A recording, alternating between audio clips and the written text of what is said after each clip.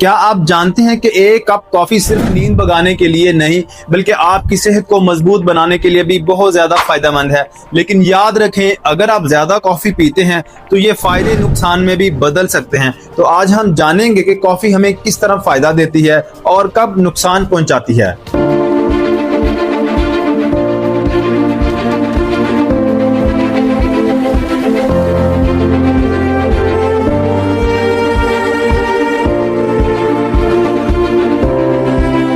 आज की वीडियो में हम बात करेंगे कि कॉफी पीने के हैरान कुन फायदे, उसके बारे में और उसके क्या फायदे हैं। वीडियो को आप आखिर तक जरूर देखें ताकि आप सही तरीके से समझ सकें कि कॉफी को अपनी जिंदगी में कैसे शामिल किया जाए। सबसे पहला फायदा है ज़हनी चुस्ती और तवज्जो।